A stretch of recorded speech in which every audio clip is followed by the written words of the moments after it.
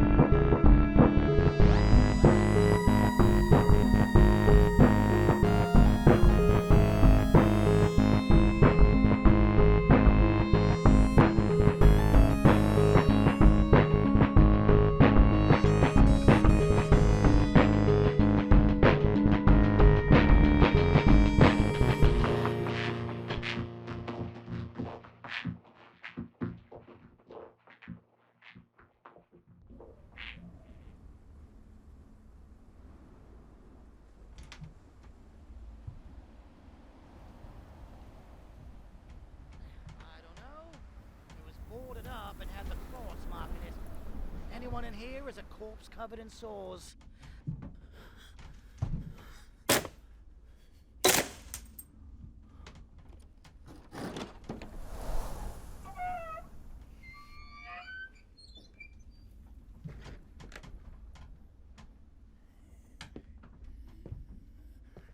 Eyes out for anything for the cart. If there's still anyone left alive to sell to. Always is. Couple in here. Two little uns, boy and a girl, I think, from the Cloves. Rat's got to most of them already. Look for boxes or silver. We aren't here for them. Not like we can sell the meat. Teeth might go for a few pence. Then you fish them out of those sores. My hands are clean. Well, nobody would make dentures out of teeth that small anyway.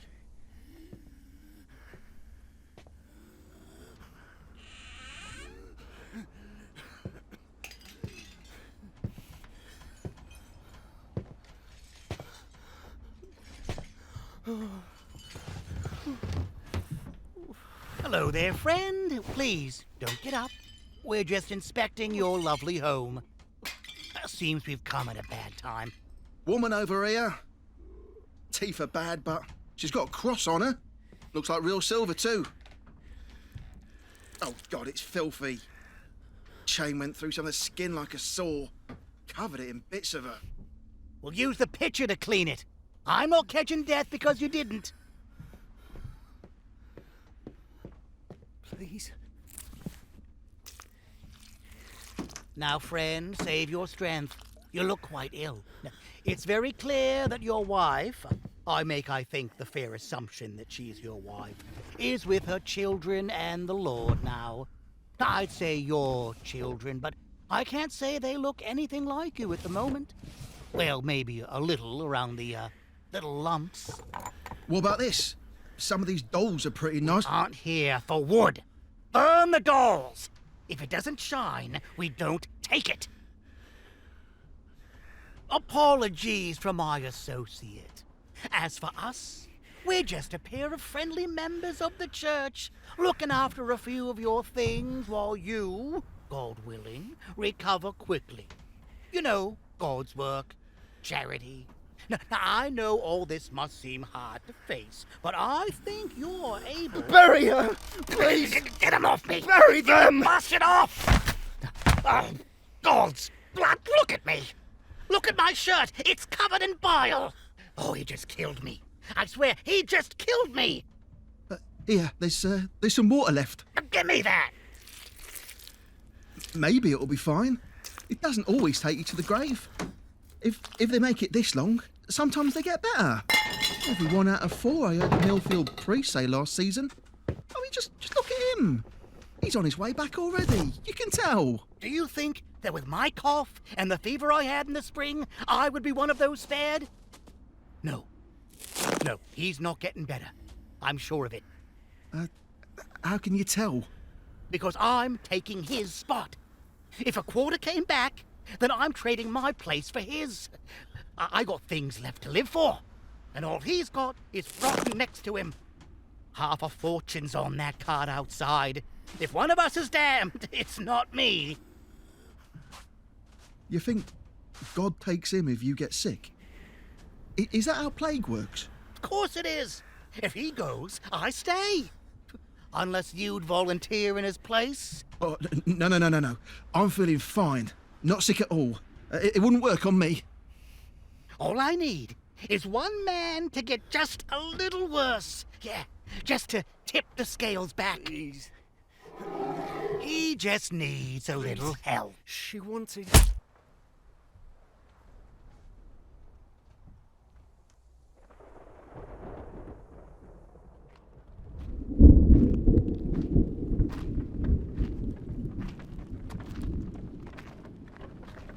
The rope's holding, but if someone looks under there, they might have a few questions about the gag. Don't worry about the rope. He's still quiet and could pass as a corpse. Worry about the silver next to him. Church still says it's a crime to take from the dead, even during the end of days. I just don't see why we're even doing this. Couldn't we just hit him a little harder? Or cut something important? No, you idiot. It's got to be plague. It doesn't count if it's not plague. If we stick him or drown him or something, then that's a murder. And a murder always kills everybody. No. He's gonna pass naturally. Not our doing. So we get him more sick. So we dump him in the pit. Lots of plague in there. What else would he die of? The smell?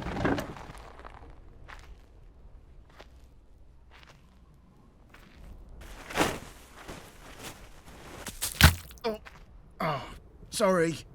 He's sweating. Why should I care if he gets a bruise? Just toss him and let's get out of here. I have nightmares about these places.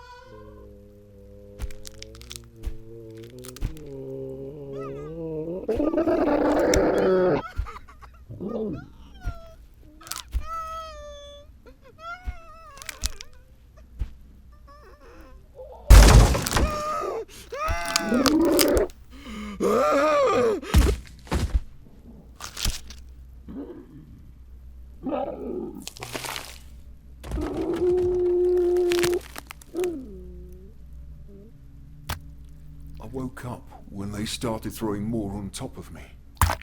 I expected the dead to be cold, to feel the heat growing with the downward pressure. Hot English bones in a thick stew. The taste of my Christian neighbours in my mouth. These were Christians. This was no Christian burial. I think I'd been a Christian too, but I could not remember God in this place. I don't think he would allow this.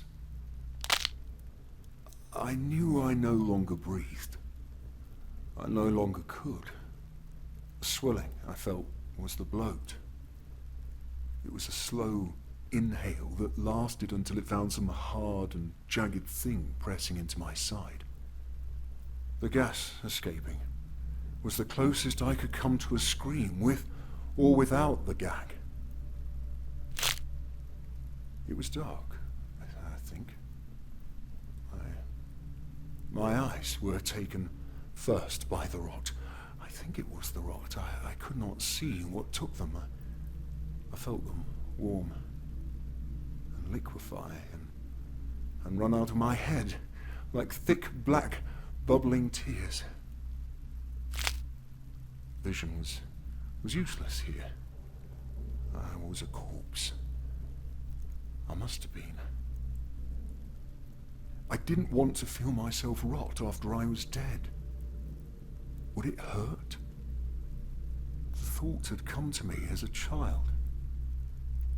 It had come as a fear of being trapped in my body and not going to the heaven that the priest promised. Bright lights and full bellies. Togetherness. I would not meet my mother at the gates. She would be there, waiting for me, holding God's hand forever. Not meeting my God. I would feel my bones burn on a pyre, or become a home to maggots and worms in the earth, or turn to dust and leave me nowhere. But the pain, I would be with the pain. Maybe those dreams were blasphemy, but this was not heaven. The warmth was the same, though. The togetherness, like they were only sleeping beside me. I could feel the insistence of the bodies around me as my skin started to form little holes to let them in. The sores made for soft entrances. Days passed. My new friends gathered around me. They strained, but they brought more than just muscles and sinew. The meat came with words. The shape of words, at least. They told me things that no priest could ever know about a man. Truths that would have unmade any scholar. If I could still have wept, I would have. Forever. I could feel 3 legs above me. A few sizes and at least a half-dozen arms in pieces. Although some lacked important parts, they worked well enough. They came, and soon my chest was swollen with ribs and hearts and soft round things, and all the meat it could hold, being 3 times the size a chest should have been. My jaw and skull were held together by webs and shards of broken bone around a thick knot of my mind. But still, there were things I needed. Vital things were not in my pit. It was a strange hunger. Togetherness. I expected pain. It was slow, but as I lay gagged and mangled and rotting, I could feel all those with me in the pit through a thin web of viscera and godly slime formed between us. I expected pain, but still there was nothing but heat. I could feel their crushing weight, but not their meat. A desperate wail was sleeping underneath the pulses of dying thoughts. There were things inside the meat. Trapped. Enough of them to keep me from being lonely. Through the web of us, I tried to ask them things, but they would only make strange and alien noises with no meaning. Some would chitter in the bits of fat that were left.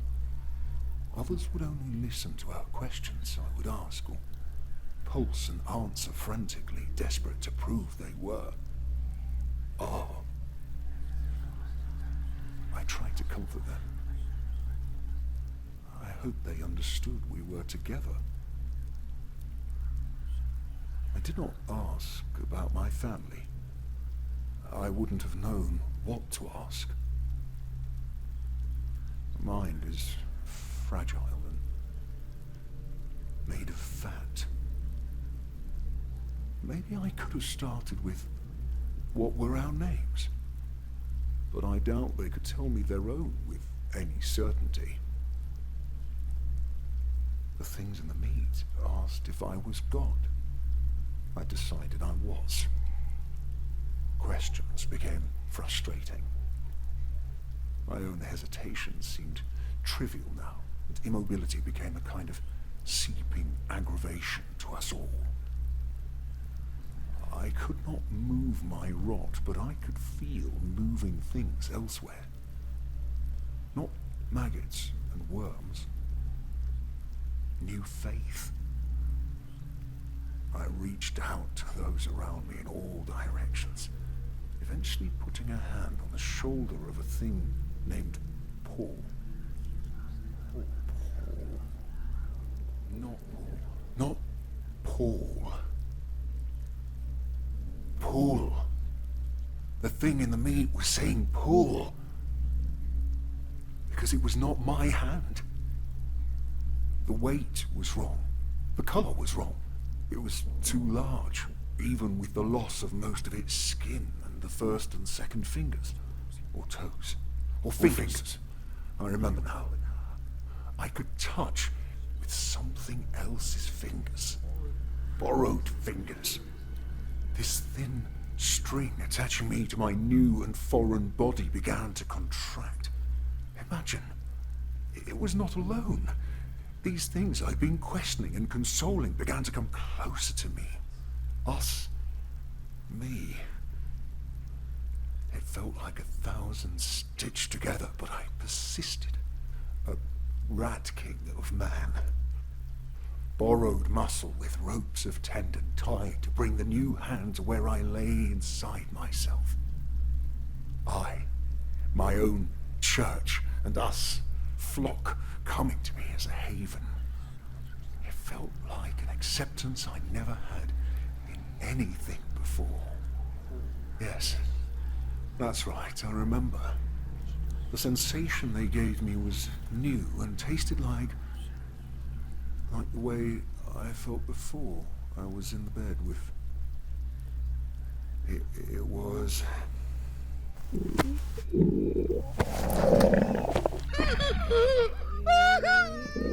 Every piece of us journeyed to be joined and mended.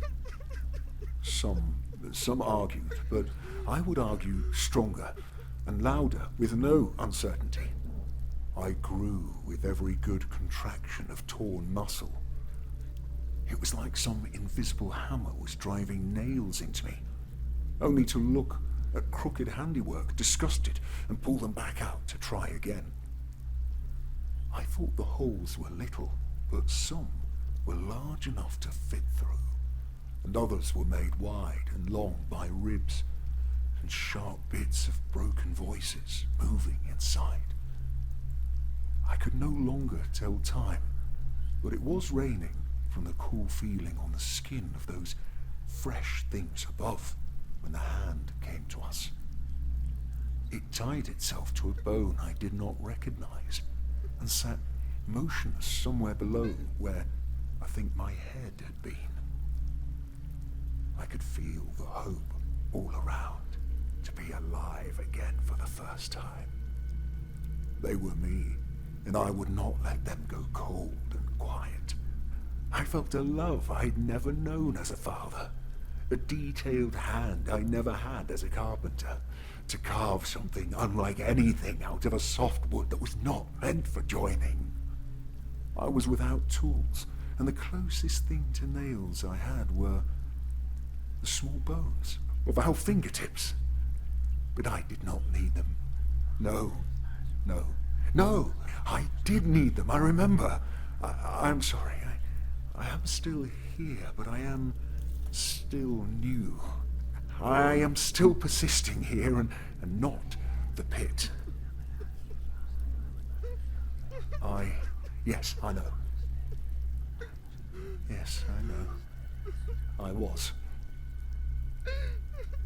And my new family became me. Me. They came with secrets. They told us things that no doctor could dream of about anatomy. Truths that would have made unmade scholars. I wept. I would have wept. My legs above me were mine. The arms were mine. My arms clawed me and they pulled me. They pulled me to the top. My chest. I was in my chest with broken bones and rotting, healing things in meat.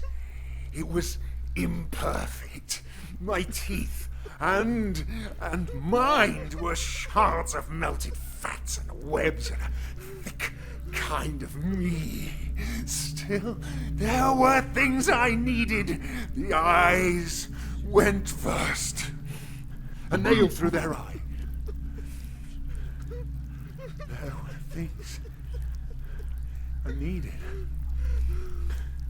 Not in my pit.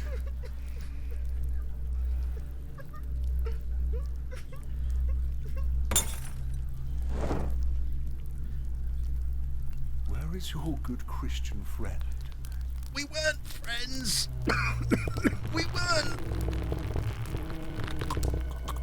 Where is your good Christian friend?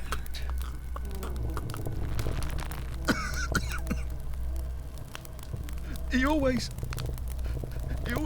talked about putting money in a trade, but he didn't say anything else. He didn't like to talk about it with me. I don't know. Please. I'm sorry. God, I'm so sorry. God, Jesus and Mary. We could not see, but can smell him on you. You smell hot and weak.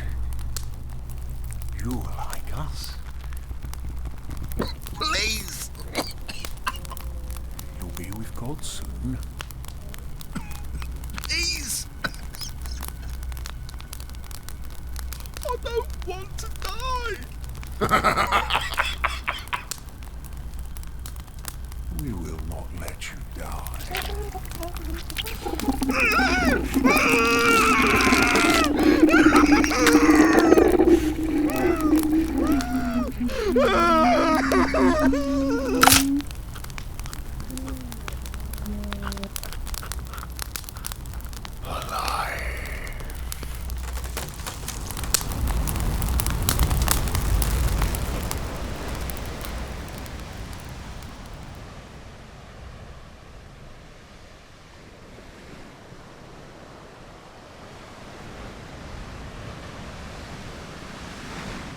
This episode was written and edited by D.B. Clarke and directed by Alex Valentino. The looter leader was played by Ray O'Hare. The unfortunate looter was played by Michael McGeachin. And the Carpenter was played by Matthew Dalton. This episode was announced by Alexander Hanley, with musical theme by Onlooker Air and cover art by OddOblivion. This episode of Black Sheep Shipping is licensed under a Creative Commons Attribution, Non-Commercial, Share-alike 4.0 international license. Thanks for listening.